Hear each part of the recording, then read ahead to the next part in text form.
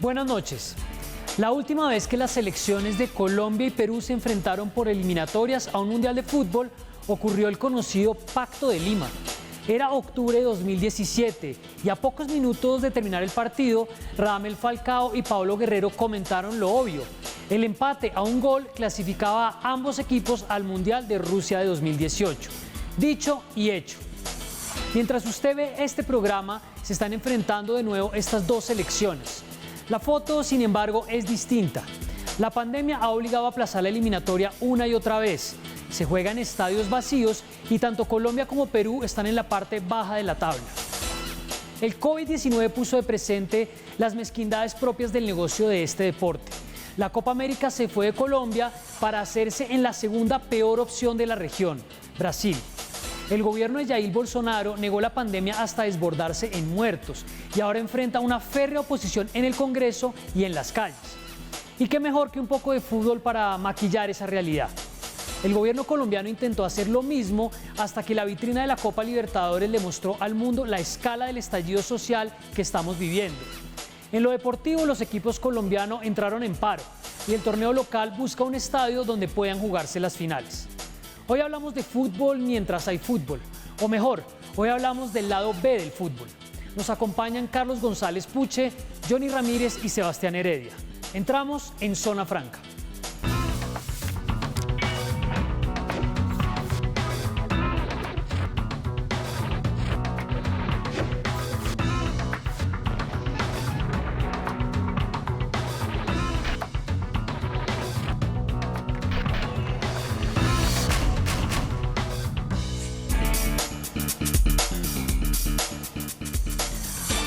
Buenas noches y bienvenidos a Zona Franca. Es noche de jueves. Yo soy Carlos Cortés. Ustedes nos están viendo por el canal 107 y 1007 en HD de Claro y por el streaming de YouTube. Recuerden que estamos leyendo sus comentarios con el hashtag Zona Franca. Y bueno, ¿quién sintoniza Zona Franca a las 9 de la noche del jueves, justo cuando se está llevando a cabo una nueva fecha, o la fecha que finalmente logró reiniciarse de la eliminatoria al Mundial de Fútbol, con el debut de Reinaldo Rueda como técnico de la Selección Colombia y en este instante mientras se juega el partido Colombia-Perú? Pues yo creo que si alguien se sienta a vernos en este momento o no le interesa el fútbol o el partido está muy malo, y en ese caso creo que podemos hablar del lado B del fútbol, de todo lo que ha venido pasando en los últimos meses relacionados con la pandemia, la Copa América, la Copa Libertadores y la discusión sobre los derechos laborales de los futbolistas, los reclamos que vienen desde hace rato, la investigación de la boletería en la Fiscalía, que creo que nos da por lo menos algo distinto para poner el foco a este deporte que, como señalaba en la introducción, sí se mueve a pesar de todo, porque el negocio tiene que continuar, la Copa América tiene que hacerse, el balón tiene que rodar sin importar lo que está sucediendo. Y con esa idea tenemos varios invitados para que hablemos de varios de estos temas que les he señalado. Quiero darle la bienvenida inmediatamente a Carlos González Puche. Es miembro fundador de la Asociación Colombiana de Futbolistas Profesionales, exfutbolista profesional de Millonarios de América de Cali, Cúcuta Deportivo, abogado de la Universidad Externado de Colombia. Puche, bienvenido a Zona Franca. Bueno, muy buenas noches. Un gusto estar contigo, Carlos, y con todos los televidentes en Zona Franca. Bueno, tengo que hacer una aclaración antes de empezar, y es que quisimos tener una voz del gobierno o de los clubes acá sentada o por videollamada. Estuvimos intentando hablar con el ministro del Deporte, Ernesto Lucena. Hemos querido invitarlo varias veces a Zona Franca, con el presidente de la DIMAYOR, Fernando Jaramillo, y con los presidentes de algunos clubes, en particular del Chicó y de Equidad, pero pues no fue posible hacerlo. Bueno, quiero empezar poniendo en contexto a la gente de qué es lo que ustedes básicamente están planteando, Puche, sobre esta polémica o pues este reclamo que se hace alrededor de la posible cartelización y del esquema del torneo colombiano. Para quienes no saben, pues la Asociación Colombiana de Futbolistas Profesionales agremia a un número plural de futbolistas en Colombia y pues está reivindicando los derechos laborales individuales y colectivos frente a la organización del fútbol. Quiero poner un fragmento del comunicado que ustedes emitieron sobre este punto para que le expliquemos a la gente de qué estamos hablando. Ya lo vamos a tener en pantalla. Comunicado de Acolfutpro sobre denuncia de cartelización del fútbol colombiano. Dicen ustedes en uno de los fragmentos: aportamos pruebas contundentes que demuestran la cartelización de los clubes profesionales promovida por Colfútbol y la DIMAYOR. Investigación que conduzca a desenmascarar y a sancionar el cartel anticompetitivo de los clubes de fútbol profesional colombiano que por décadas han promovido la Federación Colombiana de Fútbol y la DIMAYOR. Ustedes piden entonces que se haga esa pesquisa. ¿Cuál es el contexto de esta denuncia? ¿Por qué sale ahora? Porque esto no es nuevo. ¿Y qué es lo que ustedes básicamente quieren que suceda ahora? Bueno, como bien anotas, esto no es nuevo. Nosotros hemos venido denunciando ante el Ministerio del Deporte, ante el Ministerio del Trabajo. Hemos presentado pliego de peticiones para poder lograr la negociación y la concertación de los temas y de los reglamentos que regulan nuestra actividad profesional. Muchos de esos reglamentos y prácticas abusan contra los agentes, una parte del mercado que son los futbolistas, porque en la medida en que se ponen de acuerdo los clubes para realizar determinadas prácticas, le cierran el mercado a los futbolistas en Colombia, le impiden el acceso al mercado. Y eso de manera clara lo hemos podido aportar documentalmente, probatoriamente ante la superintendencia encargada de vigilar que esta situación no se presente, la Superintendencia de Industria y Comercio. ¿Por qué? Porque es claro que una de las prácticas que ha ocurrido es que cuando un jugador queda libre o termina un vínculo contractual con un club, pues inmediatamente vienen un mecanismo que ellos utilizan de enviar a los otros clubes cartas a través de las cuales le impiden el acceso al mercado al futbolista. Muchos de ellos han tenido que pagar sumas de dinero, como tuvo que hacer el señor Pérez, muchos años después de salir de Colombia, porque el Cartagena no le pagaba su contrato de trabajo en el 2013. Terminó su vínculo, logramos su habilitación para que pueda jugar en China. Cuando vuelve a Colombia, al Deportivo Independiente Medellín, le dicen que si quiere jugar en Colombia tiene que pagar 100 millones de pesos 3 o 4 años después a un club que no le había pagado sus salarios y sus obligaciones laborales. Eso es una forma de cartelizarse. Otra forma de cartelizarse es que a través de los reglamentos y estatutos ellos establecen, por ejemplo, si ustedes ven el artículo 5º, numeral 11 de los estatutos de la DIMAYOR, ellos se apropian del derecho de imagen colectivo de los futbolistas por el solo hecho de inscribirse como futbolista. O sea, usted está sometido, no le permiten el acceso al mercado, no le permiten la venta. Déjeme pongo en pantalla, qué pena que lo interrumpa, déjeme pongo en pantalla el fragmento del artículo 5º al que usted se está refiriendo porque lo teníamos acá listo y así podemos explicarle mejor a la gente. En el desempeño de sus funciones, la DIMAYOR tendrá derecho sobre el uso y la explotación comercial de los derechos de imagen colectivos de los jugadores cuando, actuando como miembros de un club profesional afiliado a la DIMAYOR, participen en una competición oficial y o cuando vistan la indumentaria oficial del club afiliado a la DIMAYOR. Lo dejo ahí con usted para que nos siga explicando. Continúe. Así es, Carlos. Entonces, ¿por qué usted como trabajador del fútbol está sometido a reglamentos en los cuales usted no participa en su elaboración? Y sin embargo le están quitando un derecho personalísimo. El derecho de imagen es de las personas. Y vía reglamentaria y vía estatutaria, a usted lo ponen a firmar un documento donde dice: no, yo me someto a los reglamentos de la FIFA, Conmebol, Federación, DIMAYOR, y los voy a acatar.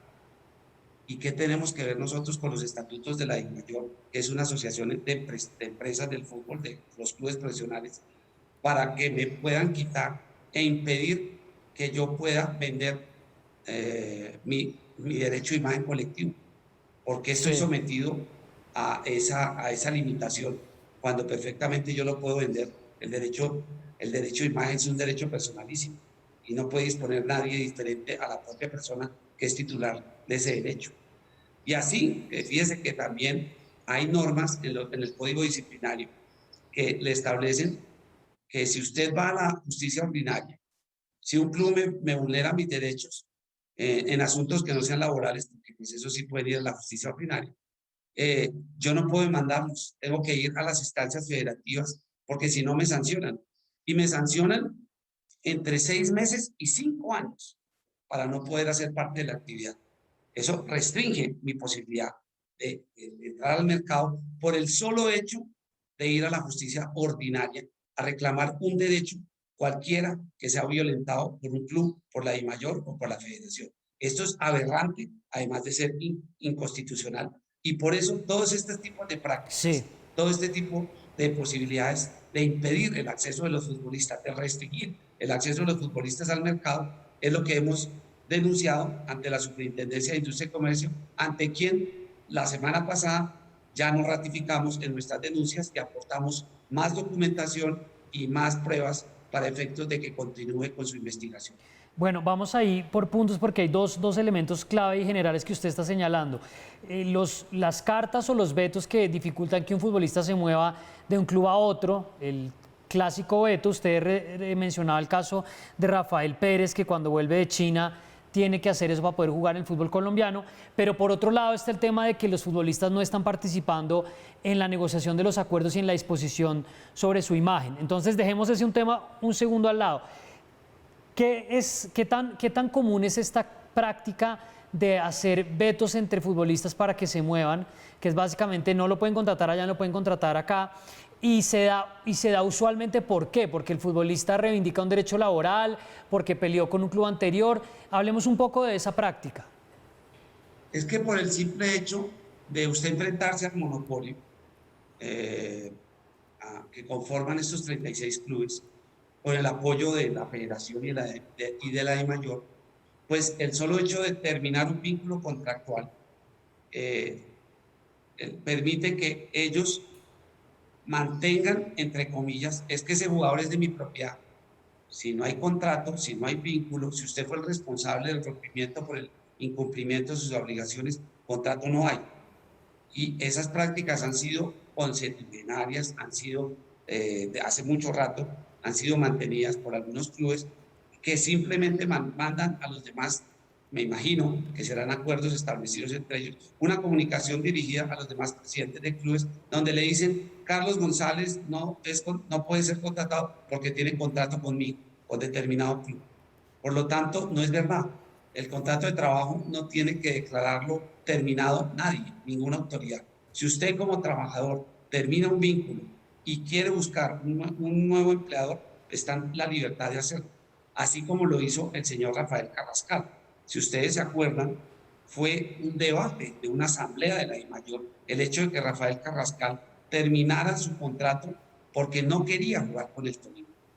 Y prácticamente al América de Cali, con quien suscribió su nuevo contrato, estuvo contra la pared porque los demás clubes le ratificaban que esa conducta iba en contra de los intereses de los clubes y que él no podía mantener el contrato con el señor Carrascal.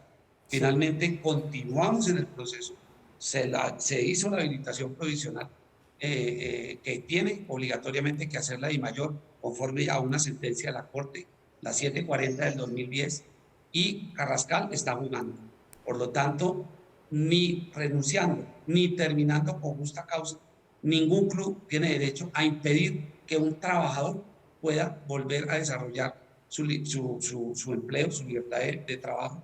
Sí. Y es así como cualquier conducta que intente impedirlo es una forma de cartelización para no permitirle ejercer su derecho al trabajo.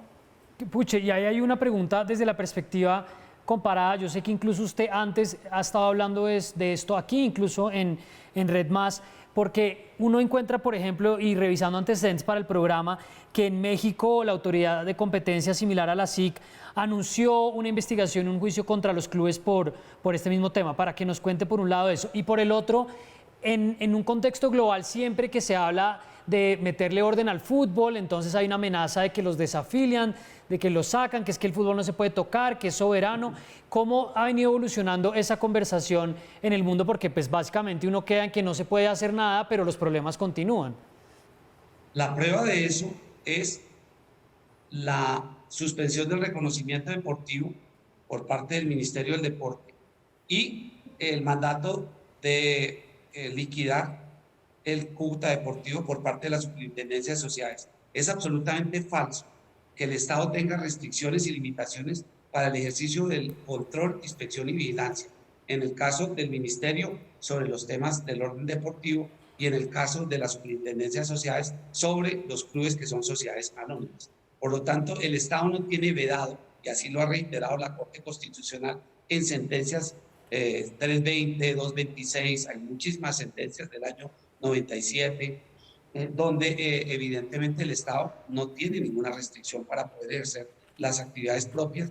Y fíjese que la propia FIFA establece que todo el tema de la estabilidad contractual se regula conforme a las normas laborales de cada país. La FIFA es una federación que establece unos reglamentos, pero claramente la Corte ha establecido cuáles son los límites de esos reglamentos. Por lo tanto, el señor presidente de la federación y otros directivos fueron sancionados por constituir un cartel de reventa de boletas, y la FIFA lo que le debe dar es vergüenza de que haya directivos sancionados por cartelizar la venta de boletas. Claro. Vamos a hablar un poco también de la experiencia mexicana. Tengo que ir a hacer una pausa. Ya regresamos. Acompáñenos usted también otro rato.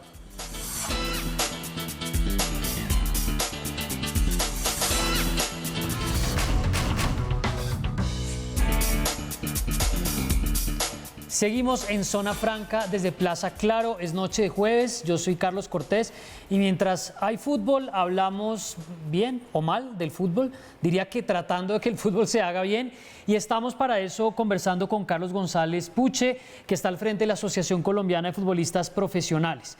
Puche, nos quedamos con el elemento de México antes de pasar a Copa América y a otros temas en este bloque y es cómo se llevó esta investigación y en qué estado está en México para ver si lo que uno ve en otros países puede darle alguna esperanza o algún referente de que esto avance de otra manera acá.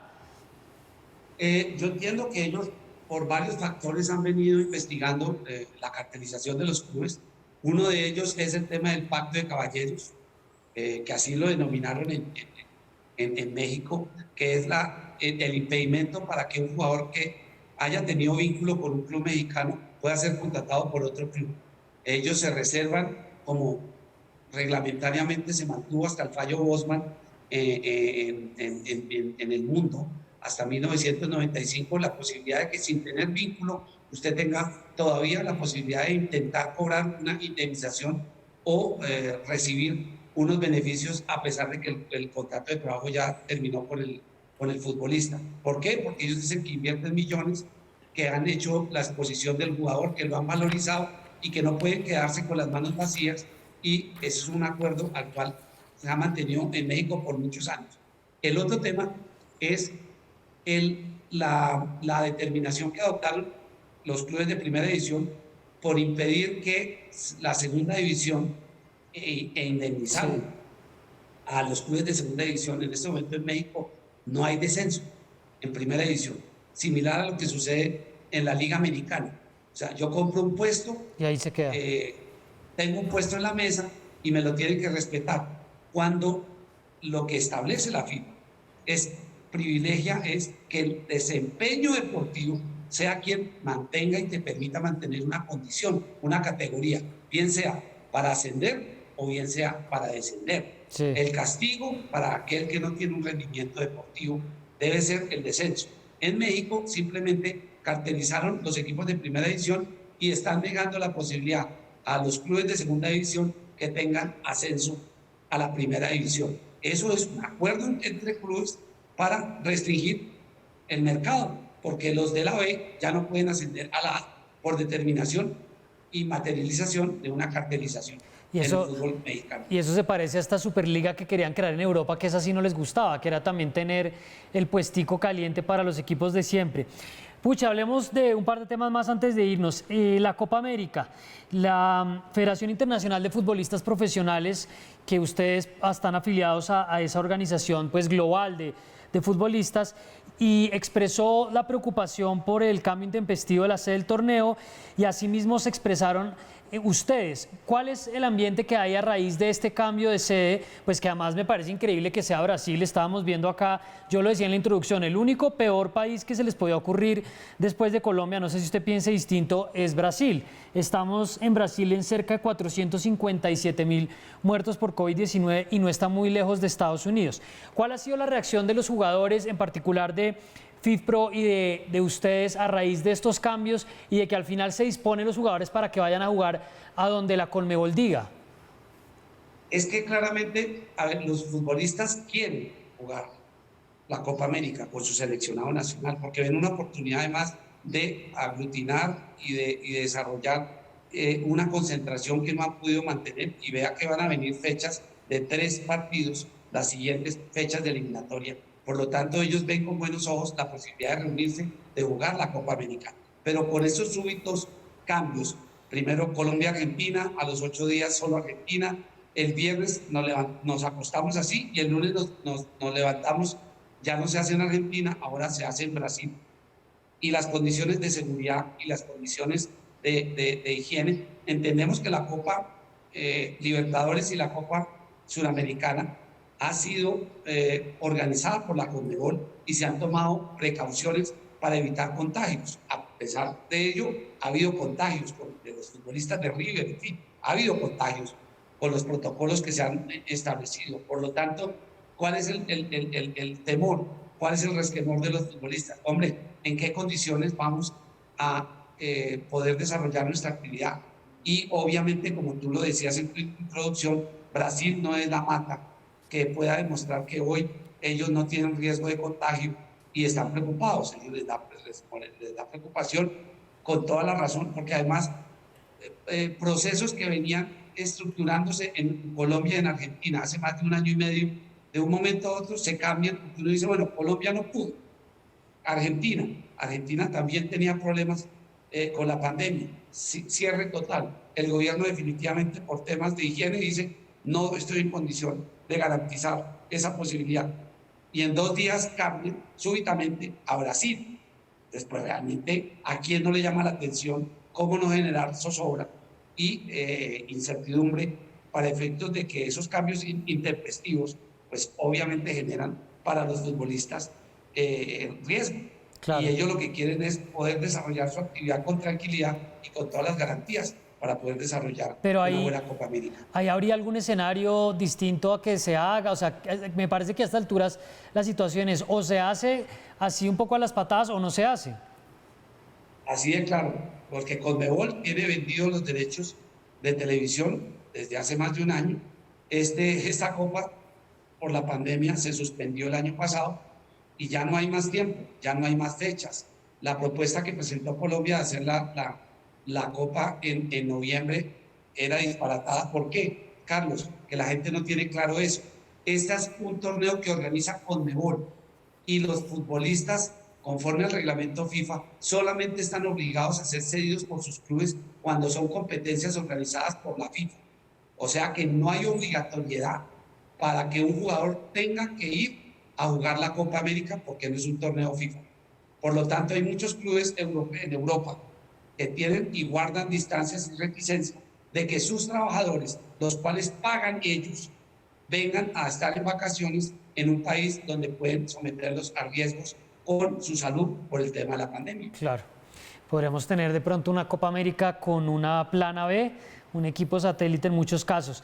Puche, y una pregunta que parece obvia a la luz de todo lo que usted cuenta y lo que uno ve diariamente, pero ¿cómo es posible que los clubes colombianos estén tan mal, estén en paro? Eso sí que en paro completamente en los torneos internacionales desde hace años. ¿Por qué les está yendo tan mal en estos escenarios internacionales? Es el conjunto de situaciones que nosotros en este programa hemos denunciado. Es la reestructuración y el cambio de estructuras dentro del fútbol colombiano se tiene que dar. Y la primera de ellas es que todas las partes interesadas participemos de las decisiones que se toman a nivel de nuestro fútbol. Mientras los futbolistas, los técnicos, los árbitros y todos los que hacemos parte del ambiente del fútbol no participemos, aquí solamente hay una voz, la de los directivos, y obviamente ese es el primer cambio que hay que generar. Pensamos que con la ley del deporte que este gobierno y este ministro iban a presentar al gobierno, al Congreso de la República, que hoy es el proyecto de ley 400, que ya fue aprobado en primer debate en la Comisión Séptima de Senado, iban a incluirse esa obligatoriedad que en España opera desde el año 1991. Todas las partes interesadas en España participan del deporte, bien sea fútbol o basquetbol o el que sea, todos participan, mujeres, fútbol femenino, fútbol sala, todas las instancias tienen una participación para tomar las determinaciones federativas que mejor le convengan a la actividad que regula y que genera los ingresos de esos trabajadores.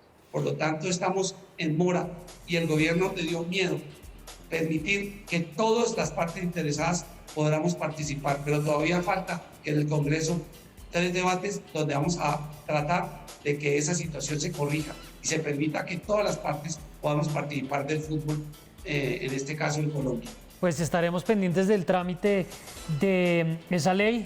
Red Más ha estado siguiendo mucho estos debates futbolísticos o extrafutbolísticos o que podrían hacer más viable el fútbol. Carlos González Puche es miembro fundador de la Asociación Colombiana de Futbolistas Profesionales, exfutbolista y abogado del externado con énfasis en Derecho Penal y Derecho Deportivo. Puche, gracias por pasar unos minutos por Zona Franca.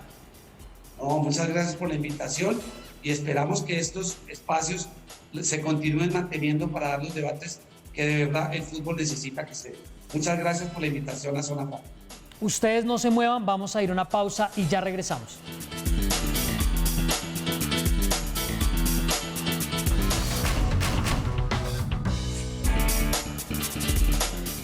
Seguimos en Zona Franca desde Plaza Claro, estamos hablando de fútbol mientras la gente ve fútbol.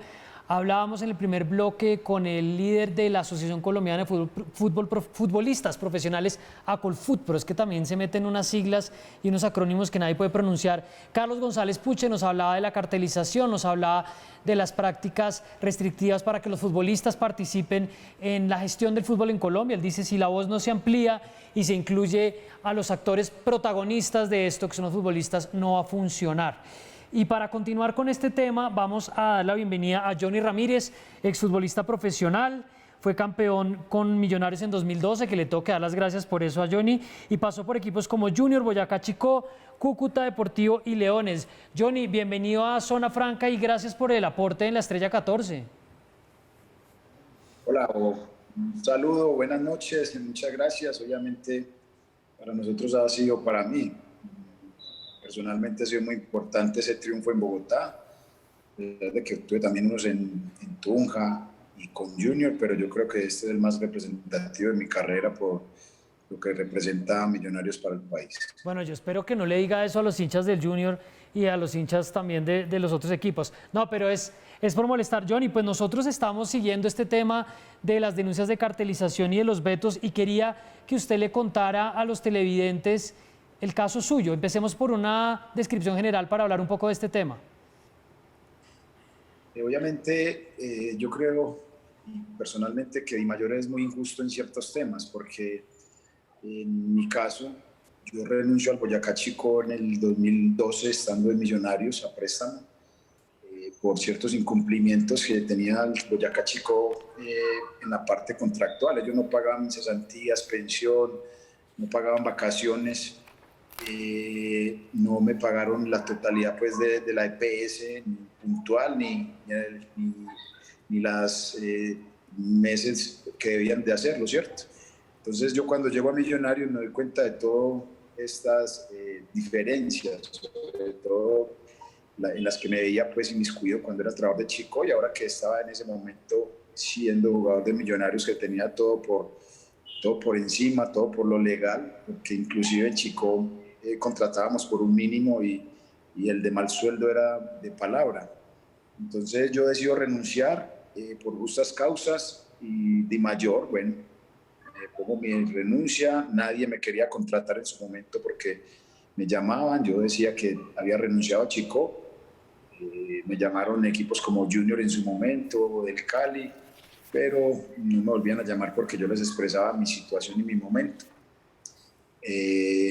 Después Di Mayor hace que Millonarios pague, pues Millonarios fue el único que vio pues o me dio esa opción de volver a aparecer porque había quedado campeones con ellos y ellos no querían dejarme sin nada, me contrataron y ya se le vino un problema total a Millonarios porque Di Mayor hizo que Millos pagara una plata de un convenio en la cual decía que si Millonarios me quería comprar al Boyacá Chicó tenía que pagar 500 millones, entonces Di Mayor injustamente hace que Millonarios desembolse ese dinero diciéndole que si no pagaban no pueden inscribir jugadores y ese es el tema de Chicó. Tenía que haber esperado un tiempo a que la demanda laboral diera la razón a Chicó o a mí y en el futuro la demanda en la cual les digo, me dio la razón para renunciar por justas causas al Boyacá Chico. Entonces la plata que Millonarios pagó a Chico realmente debía ser para mí, no para ellos. Entonces siempre ha sido un tema muy fuerte, los clubes se cuidan mucho y no... Creo que se nos fue un segundo, Johnny. Creo que se nos cortó la comunicación de él, pero vamos a aprovechar y metemos mientras tanto a nuestro otro invitado, Sebastián Heredia, periodista de RCN Radio y fundador de un podcast que les recomiendo, que se llama Otro Podcast Más. Sin muchas presunciones de hacer un podcast con un nombre exorbitante, es un podcast más, pero de buenas entrevistas, donde además estuve hace un tiempo de invitado. Sebastián, bienvenido a Zona Franca. ¿Qué más, Carlos? ¿Cómo va todo? Un saludo para usted y para todos los televidentes de Zona Franca. Pues Sebastián, estábamos hablando con Johnny Ramírez y le quería preguntar para empezar, mientras lo volvemos a conectar, yo le decía a Carlos González Puche en el primer segmento, este debate de la cartelización viene y va, y yo siento que de alguna manera Acolfutpro busca la coyuntura para volverse a poner en la noticia y volver a empujar esta conversación por la ley del deporte, pero ¿usted siente que este debate ha avanzado o ha cambiado en algo desde que se viene denunciando? No, sinceramente no, por una sencilla razón, y es que la estructura del fútbol sigue siendo exactamente la misma desde hace mucho tiempo. Es decir, nosotros tenemos un fútbol que funciona casi que como una finca en los años, no sé, 50 o 60 en Colombia, con capataces, con únicos dueños de los equipos que lo único que buscan con el fútbol es enriquecerse ellos y casi que empobrecer a sus propios equipos con la plata que sus equipos producen y pues todo lo que esto conlleva. Entonces toman decisiones deliberadas que solo los benefician a ellos. Obviamente yo creo que esto ha ido cambiando, ha ido evolucionando. Creo que la función de Acolfutpro ha servido en la mirada y la cercanía de FIFA, de FIFPro, que es el sindicato pues, mundial de los futbolistas. Pero esto, mientras la estructura del fútbol siga como está establecida, que favorece a unos pocos, va a ser muy complicado que esto avance o que esto cambie. Yo creo que esto tiene se tiene que reestructurar por completo el fútbol colombiano, desde cómo está concebido en su pirámide, y ahí podríamos hablar de un cambio significativo en el fútbol en Colombia. Y se estaba hablando también de esta ley del deporte, pues no voy a ponerme a hablar de trámite legislativo, pero pues uno ve difícil que en lo que queda el gobierno se vaya a sacar adelante un cambio estructural. ¿Usted qué cree? Pues es que estamos hablando de la ley del deporte desde que el Ministerio de Deportes no existía y el que la sancionó fue Juan Manuel Santos, y en ese momento, si no estoy mal, era Klopatowski el director de Coldeportes. Y es una ley del deporte que cuando el gobierno necesita tener, o el gobierno de turno necesita algo de pantalla, pues la hace efectiva y empieza a presionar a los equipos de fútbol.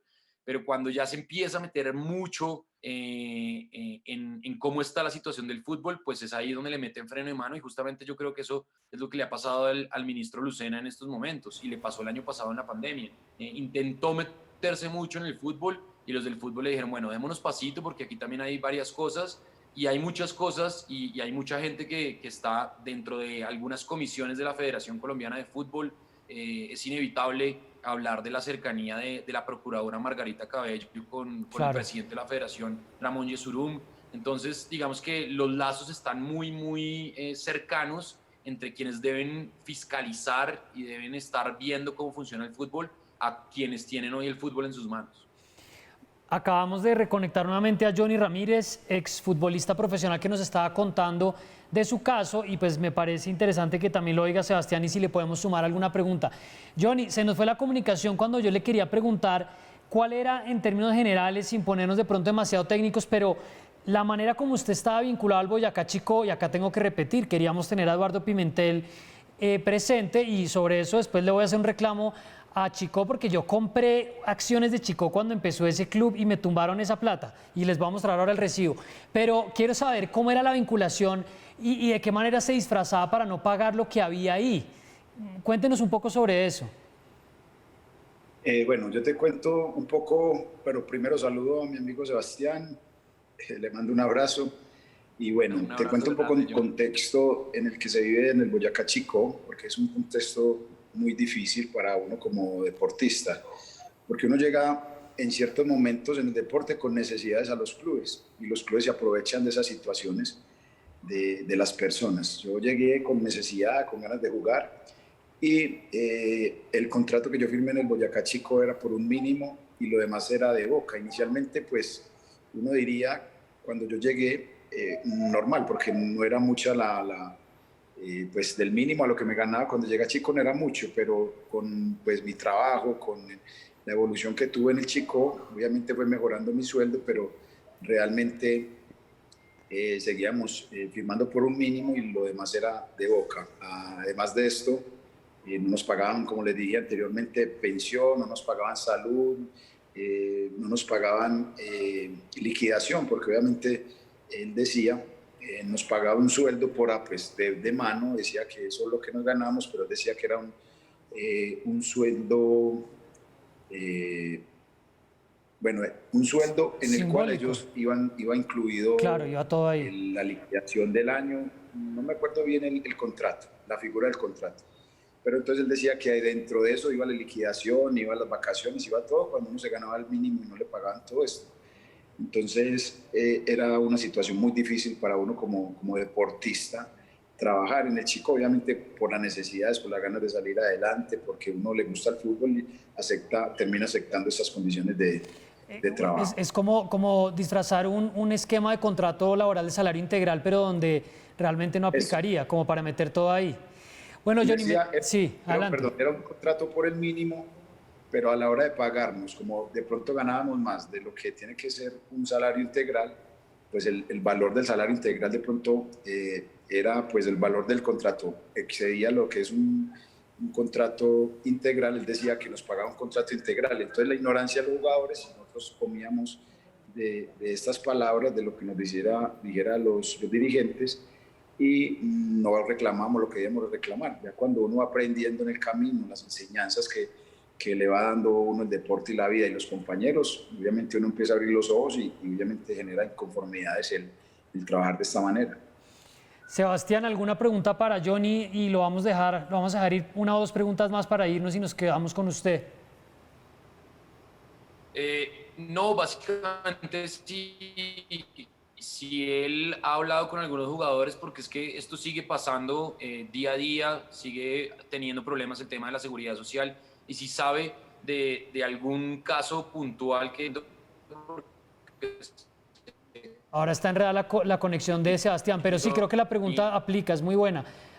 ¿Esto sigue pasando dentro de lo que usted ha hablado con los futbolistas? ¿Conoce casos recientes, más allá de si lo quiere mencionar o no por nombre propio?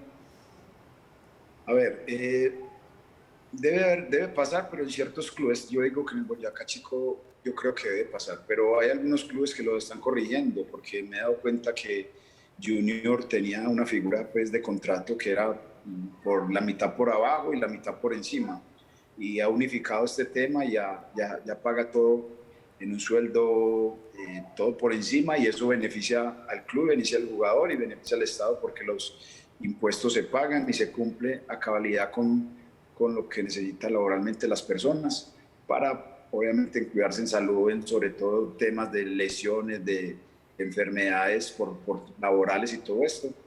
Y siento que el gobierno viene apretando un poquito a los clubes para que se pongan en línea y en cuanto a todos estos temas jurídicos, no, sino fiscales.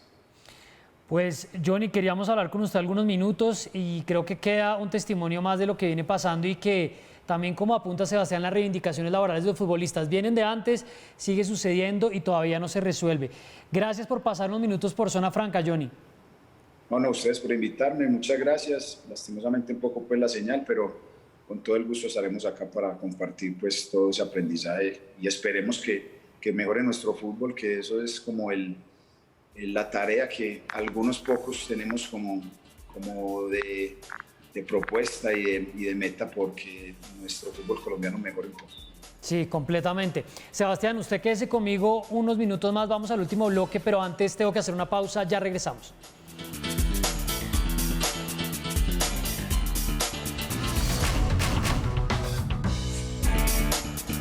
Seguimos en Zona Franca desde Plaza Claro. En Día de Fútbol estamos hablando de fútbol. Nos acompañó primero Carlos González Puche, que lidera la Asociación Colombiana de Futbolistas Profesionales. Y hablábamos con Johnny Ramírez, el exfutbolista que pasó por Millonarios, Junior, Chico, donde tuvo una experiencia de veto y pues de cuestionamientos laborales que se llevaron a la justicia. Les voy a tener, antes de irme, el recibo de las acciones que compré porque no lo pensé, pero debo esa denuncia hecha porque esa plática me la embolataron. Estamos hablando con Sebastián Heredia, periodista de RCN y creador de otro podcast más. Sebastián, le voy a poner un tuit que puso Iván Mejía, que entre otras cosas me tiene bloqueado en Twitter. Aprovecho, estoy aquí despachado con las denuncias, para hablar de un escenario hipotético. Dice: el tema es sencillo, si Yesurum se deja quitar la Copa América, Duque le echa encima a la Fiscalía. No olviden el tema de la reventa que está tan calladito. ¿Cómo ve usted esta ecuación con la pérdida de la Copa América? ¿Cree que esa investigación se va a mover? Hagamos ahí un poquito de especulación o de futurología informada. Pues, a ver, si hablo con el deseo, me encantaría que se moviera y que nos aclararan de una vez qué fue lo que sucedió. No creo, la verdad. Aquí saliéndome un poco de fútbol y metiéndome un poco a la política, pues vemos lo poco eficaz que ha sido la fiscalía de Barbosa, y yo creo que ese nombramiento, y vuelvo y repito, de Margarita Cabello tiene mucho que ver ahí. Recordemos que Margarita Cabello estuvo mucho tiempo en el comité ético de la FIFA y ella es muy cercana a Ramón Yesurún. Entonces, y hay muchos magistrados que están en algunas comisiones de la Federación Colombiana de Fútbol, entonces yo creo que los lazos están muy fuertes. Esto fue una investigación que hizo la Superintendencia de Industria y Comercio, que empezó Pablo Felipe Robledo y la terminó el actual superintendente, pero pues la superintendencia, como bien usted sabe, solo hace, digamos que, investigaciones administrativas. Ya el tema penal pues lo tienen un poco más frenado, y aquí el tema fue que a Colombia, en medio de todo, salió bien librado pidiendo ese aplazamiento un poco absurdo de poner la Copa en noviembre, pero digamos que la idea era sí o sí hacer la Copa América en Colombia para usarla un poco de cortina a lo que todo está pasando en el día a día en nuestro país, tanto reforma tributaria, bueno, paro, crisis social, pandemia, todo esto que iban a utilizar para hacernos olvidar un poco de la situación actual del país. Entonces yo creo que hay por ahora unos buenos lazos. El ministro Lucena, vuelvo y repito, fue unos momentos incómodos, ya parece que se le olvidó estar encima del fútbol colombiano, o no sé si recibió la orden, Claro. pero eso todavía está muy, muy engavetado, desafortunadamente. Y también esto que usted refiere de Margarita Cabello como parte de un comité de la FIFA, pues recordemos que Jorge Enrique Vélez, el expresidente de la DIMAYOR, venía pues también de la política, y ellos siempre han articulado como poder político y apoyos en magistrados y en fichas clave para sostener un poco ese andamiaje, ¿no? Total, total. La llegada de Jorge Enrique Vélez es casi que un movimiento político, porque recuerde usted que él era un tipo muy influyente, o es, no sé todavía, después de su paso por la DIMAYOR en Cambio Radical, y lo que iba a hacer era acercar al gobierno, cosa que hizo completamente opuesto porque fue peleando con el ministro Lucena. La llegada de Fernando Jaramillo quizá de pronto le ha dado un poco de mejores tratos, sobre todo, pero esto va más allá de la DIMAYOR, esto es por encima en la federación, y yo creo que esto por ahora no va a avanzar, por lo menos desde el lado de la Fiscalía o la Procuraduría. Bueno, hablemos, Sebastián, en los minutos que nos quedan, de fútbol femenino. Quisimos tener a una periodista de alguno de los programas de acá, una invitada que nos ayudara a hablar de este tema. No es fácil siempre conseguir eso, pues porque es un medio dominado sobre todo por hombres, pero siempre lo intentamos. Y en el caso del fútbol femenino vimos que se cancelaron unos amistosos internacionales de cara a la preparación del Mundial en 2023. ¿Cómo está realmente el fútbol femenino en medio de esto? Porque uno siente que es como la nota a pie de página, es lo que más olvidado está en esta conversación. Más que la nota a pie de página del fútbol colombiano, es como el chicharrón que nadie quiere agarrar, pero que les toca agarrar. Digo, dentro de la cúpula del fútbol colombiano. Para ellos es un encarte total el fútbol femenino, no lo ven como un proyecto, no lo ven como un negocio, no lo ven como algo que debería ser, y como lo vemos muchos. Entonces pues el gobierno les ofrece una plata y ellos la devuelven, con la razón y con la justificación de que acá no se metan ustedes, nosotros miramos a ver cómo organizamos la liga. Van a organizar una liga de 3 meses, quizá 2 meses y medio, con apenas 3 equipos. Y esto de la gira pues nos tomó a todos por sorpresa, porque ellos iban a jugar, o ellas iban a jugar en Paraguay, y el tránsito se iba a hacer por Santiago, es decir, iba a ser Bogotá-Santiago, Santiago-Asunción. Sí. Y con esta, digamos, restricción que puso el gobierno chileno a los viajes en Colombia, pues la Federación Colombiana de Fútbol lo que decidió fue cancelar los tiquetes en vez de reagendarlos o un charter o el algo. itinerario. Sí. Y en Paraguay quedaron completamente sorprendidos por ese aplazamiento, por esa decisión de la federación, y al final pues las únicas afectadas son las jugadoras de la Selección Colombia, que hace más de año y medio no se reúnen para jugar. Hace más de año y medio. Hablábamos hace un mes largo con Vanessa Córdoba, que hace parte del equipo de la titular, y ella pues decía una cosa elemental, y es que un torneo de menos de 6 meses, 2, 3 meses, pues hace inviable que una futbolista se pueda dedicar a esto. Pero increíble que un año y medio sin encontrarse la Selección Colombia femenina. Una locura, es una locura, con muy buenas jugadoras. Yo creo que las figuras están en Europa, desafortunadamente pues por el tema del COVID no creo que puedan venir pronto, pero tampoco hay un proceso interno. Una liga de 2, 3 meses pues hace que todas las figuras o que todas las grandes jugadoras busquen irse a jugar 6 meses para poderse realmente dedicar al fútbol. Si no, pues esto se vuelve casi que un torneo invitacional. Desafortunadamente el fútbol, y tengo que decirlo en cabeza de Fernando Jaramillo y Nadi Mayor, el fútbol femenino tampoco está siendo apoyado ni tampoco está siendo visto como algo realmente importante para la estructura del fútbol profesional en Colombia. Claro, pero en campaña todos proponen que van a revolucionarlo. Es Sebastián Heredia, periodista de RCN Radio y fundador de otro podcast más. No sé si le estoy echando al agua y no ha hecho la tarea hace rato, pero si uno entra ya, ¿cuál es el último episodio que oye del podcast? Oiga, hicimos uno con Ricardo Silva Romero, el escritor, sobre como el día a día en Colombia. Salió muy chévere, así que se lo recomiendo porque además también nos hizo abrir un poco los ojos y nos mostró que la ficción puede ser una muy buena herramienta para contar todo lo que pasa en nuestro país, que al final no termina siendo ficción, sino termina siendo una realidad que a muchos nos cuesta creer. Pues interesante, lo pueden ver en las plataformas. Sebastián, gracias por pasar unos minutos por Zona Franca para hablar de esto. Nos volveremos a ver. A usted, Carlos, un abrazo para todos, que estén bien. Bueno, y antes de irme me van a poner en pantalla la denuncia. Esto sí que no lo esperaba, mucho menos cuando hice esa inversión y me di cuenta. Ahí está, vean. En 2003, el 12 de diciembre, de mis ahorritos, 300.800 pesos con un amigo, me acuerdo. Si me está viendo el Mono Malagón, esta inversión la hicimos entre los dos y esa plata se perdió. No vayan a llamar al teléfono que está abajo porque eso era de cuando yo vivía con mis papás o ya ni siquiera me acuerdo. Bueno, gracias a todos, aproveché para hacer eso de una vez y también que Iván Mejía me desbloquee de Twitter, pues que por ahí le dije algo incómodo, pero tampoco era para que se delicara. Nos vemos mañana viernes, descansen, ojalá Colombia esté haciendo un mejor papel que la última vez contra Ecuador. Descansen, chao.